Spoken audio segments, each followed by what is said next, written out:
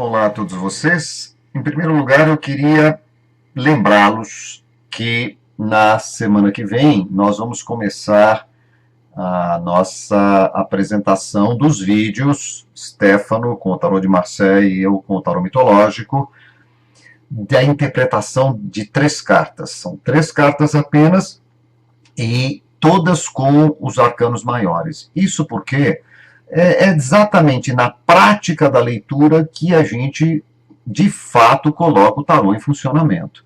Você saber sobre o sentido das cartas é fundamental, sem dúvida é o ponto de partida. Mas depois você poder estabelecer a relação entre as cartas, a sequência que elas tenham, no caso, cada tiragem pode ter um desenho diferente, e aí as casas que você determina a priori, elas têm os sentidos diferentes, e tudo isso é um universo muito grande, muito extenso, e existe muita coisa a se falar sobre isso. No momento estamos trabalhando com a fixação dos arcanos maiores, e mais à frente vamos trabalhar os arcanos que já foram trabalhados, os arcanos maiores, mais à frente vamos trabalhar os arcanos menores, e depois vamos juntar todo o tarô.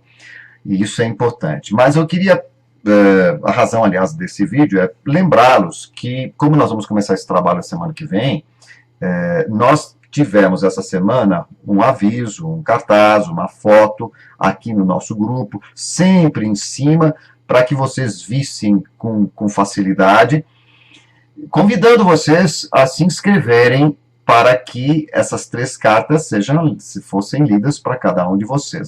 Já temos pessoas inscritas e também dissemos que a inscrição não precisaria ser em público. Vocês podem mandar uma mensagem para mim diretamente, Renato T. Filho.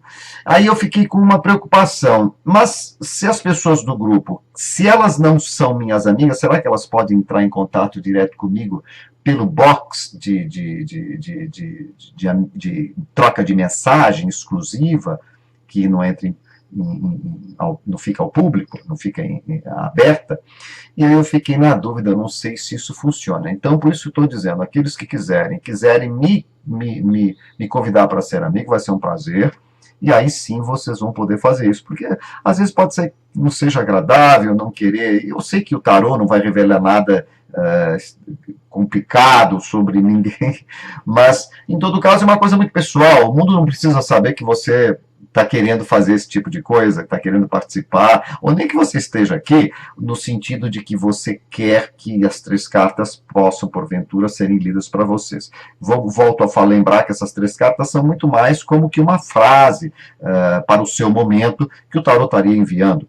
E também é bom lembrar que o tarô, ele não tem, como nós entendemos o tarô, um sentido de leitura da sorte, ver o futuro, como existe esse conceito espalhado aqui na nossa cultura, ele é mais um processo de autoconhecimento. Mas é claro que, principalmente usando os arcanos maiores, você vai ter acesso à sua realidade arquetípica, ou seja, quais são os arquétipos que no momento estão mais em evidência dentro de você, ou quais aqueles que deveriam estar e estão sendo negligenciados, e tudo isso vai fazer com que você mude a sua percepção, por ter maior conhecimento dos fatores internos, e se você muda o seu interno, óbvio que você vai ver o externo diferentemente, e isso vai mudar o mundo à sua volta.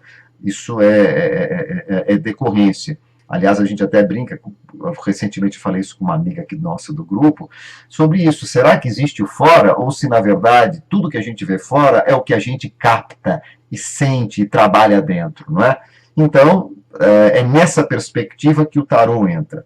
Eu sou um apaixonado pelo tarô, e talvez seja uma das coisas que eu, no momento, mais gosto de fazer, é lidar com o tarô, com os grupos de estudo, e estou muito contente com essa dobradinha que estamos fazendo aqui no grupo com o Stefano, ele trazendo o tarô de Marseille e eu com o tarô mitológico, e com outros aportes, é claro, como eu já falei para vocês, o da Sally Nichols, inclusive recomendo o livro dela, Jung e o Tarô, que é fenomenal, mas trabalha só exclusivamente os arcanos maiores, mas a visão que ela traz, a forma de aproximação, como o tarô é visto e descrito e trabalhado, isso sim pode ser estendido para todo o baralho, não é?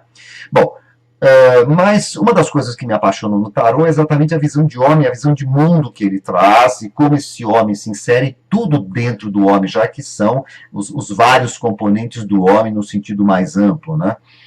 E tanto eu gosto da visão que o tarot traz, que usei eu como professor, já dei aula de sociologia, nas minhas aulas de sociologia, eu tinha o meu momento de usar o tarot para dar essa visão de homem, porque as teorias sociológicas, elas todas têm uma visão muito específica do homem, e sobre aquele parâmetro se constrói a teoria.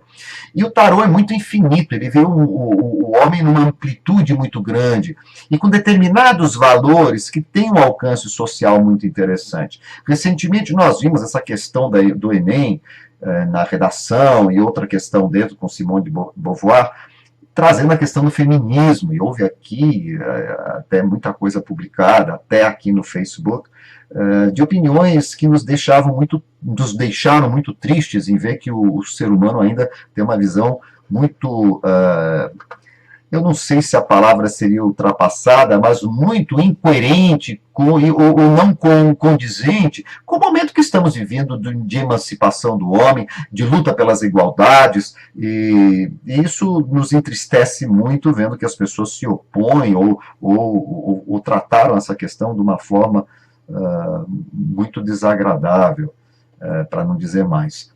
E eu gostaria de dizer que uma das coisas que me apaixonam no tarô é essa sua visão revolucionária, em que, embora, por exemplo, no tarô mitológico venha com o aporte ou com o embasamento dos mitos gregos, dentro do processo do tarô, a figura feminina e a figura masculina, elas são complementares, não tem uma relação hierárquica. E esse feminino é entendido num sentido muito mais amplo e mais profundo ao mesmo tempo do que simplesmente o homem e a mulher, não é? O feminino em cada um de nós, o masculino em cada um de nós, sejamos nós como formos, quem formos.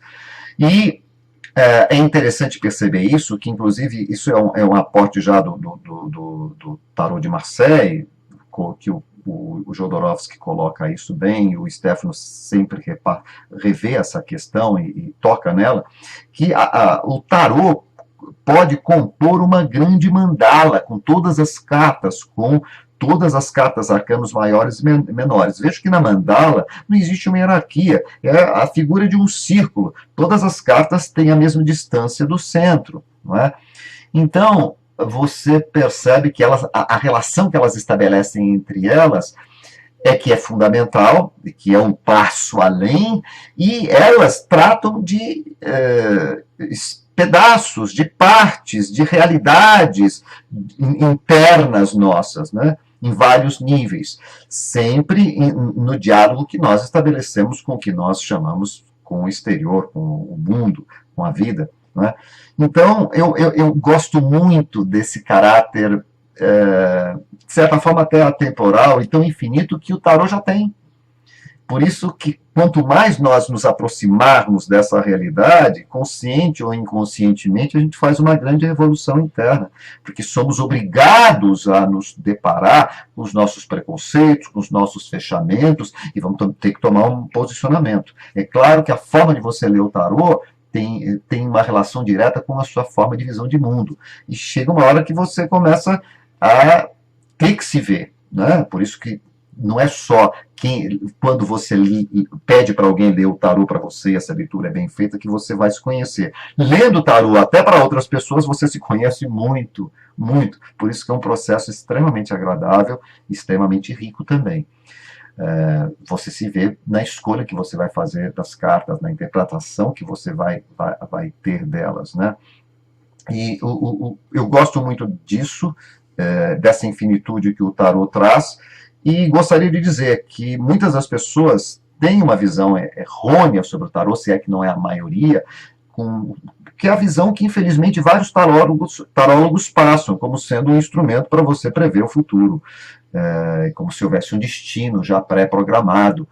E, no nosso entender, e no entender de toda a literatura a respeito, que nós consideramos que seja uma literatura confiável, na verdade, essa visão não existe. O tarô é um processo de autoconhecimento.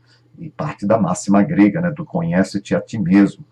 E como processo de autoconhecimento, ele é muito forte, muito interessante e muito válido. Fica aqui o nosso convite. Eu vou voltar de vez em quando com esses vídeos. Vamos entrar com os vídeos com o Stefano na próxima semana. E já temos pessoas aqui, só que eu faço a ressalva: nós não vamos colocar o nome de nenhuma pessoa ao vivo. Nós vamos avisar essa pessoa que o vídeo está sendo colocado, certo? Para que não haja nenhum problema. O importante para quem está assistindo é aprender o processo, não interessa para quem que estamos lendo. Mas também nós achamos que ler a frio, não ler para uma pessoa, seria primeiro que um desperdício de leitura, e segundo que também fica muito difícil, parece que você tira as cartas para ninguém. Se a gente acredita na sincronicidade, ela tem que partir de alguma realidade sensível, né, de seres ou de um ser humano. Então era isso que eu tinha para dizer no momento. Um grande abraço a todos e até o nosso próximo contato.